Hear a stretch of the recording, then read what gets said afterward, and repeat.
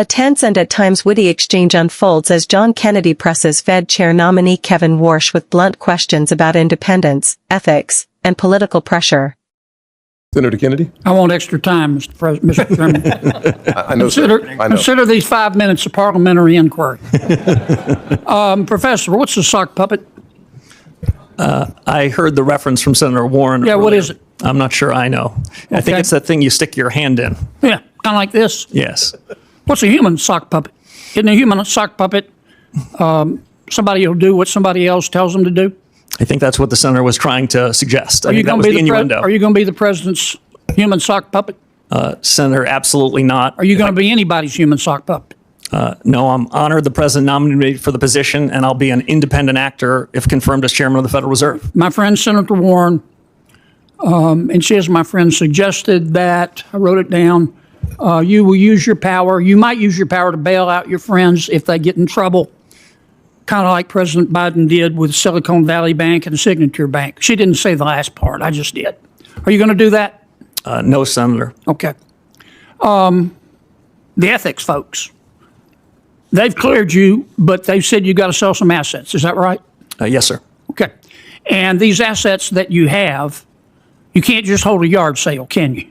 No, not for most of them. Sir. Okay, so it takes a reasonable period of time, right? Yes, sir. And you've promised to sell them, right? I did. And if you don't sell them, we'll know, and the ethics folks will know, right? Yes, I'd be in violation of the ethics agreement if I refuse to sell them. But you're going to sell them, right? Yes, Senator, I will. Okay. Can we agree that politicians have the right to offer you advice about what to do with interest rates? Senator, we can agree, and it's not something that I would shy away from. I've heard many senators from this very committee in years past express strong views on interest rates. Okay. Humble central bankers should be listening and then making their own decisions. But some politicians matter more than others. And generally speaking, presidents matter, their opinion matters more than, say, a senator. President Trump has offered his opinion about what you ought to do with interest rates. Is that right? Senator, he has not made his opinion on that a secret to anybody. Yeah. And every president has, that you're aware of. Yes, and they all tend to be in the same direction, Senator Kennedy. Okay. Now, the problem is, can we agree that your credibility as Fed chairman is the most important thing you have? It's the most important thing to me, it's the most important thing to the institution, and it's the most important thing to the successful conduct of policy. Okay, if the that's a yes, right? Yes, Senator. Okay. The problem is that President Trump has said he's not going to appoint anybody who wouldn't agree to lower interest rates. Have you agreed with the president that you're going to lower interest rates? Senator, I'm glad you framed it that way. The president never asked me to predetermine, commit, fix, decide on any interest rate decision in any of our discussions, nor would I ever agree to do so. So the president has never sat you down, looked you in the eye, and said, here's the deal, Scooter, I'm going to appoint you, but you got to agree to lower interest rates. That didn't happen, or it did happen? The president never once asked me to commit to any particular interest rate decision, period, and nor would I ever agree to do so if he had, but he never did. I was honored he nominated me. Like everyone else in the committee in the world, I've heard his view on interest rates. It sounded very similar to me to every other president in economic history that I've studied. Okay, I've got one more question because I'm about to run out of my parliamentary inquiry time. I've heard your argument the last few months about artificial intelligence has made us so productive, labor so productive that companies don't have to raise prices. Therefore, inflation isn't a problem. Therefore, rates can be cut. Do you really believe that right now? No, that is not how I would characterize the story on AI.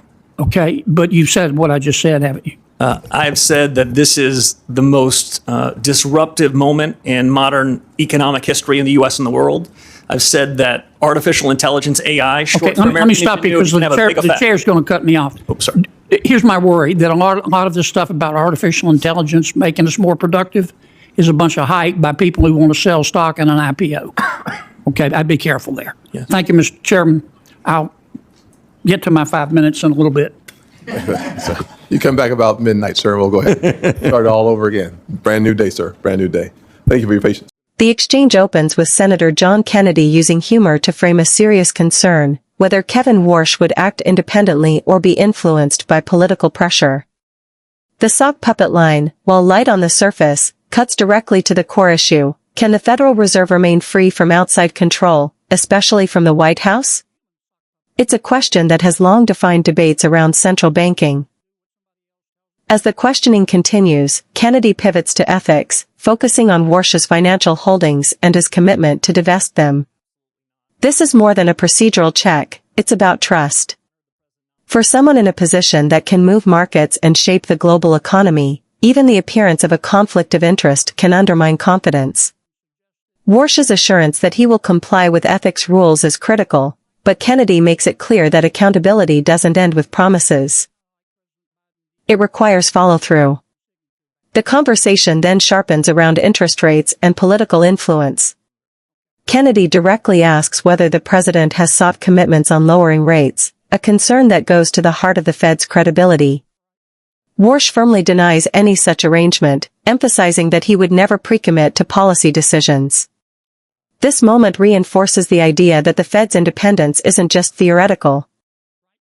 It must be actively maintained, especially under pressure from political leaders.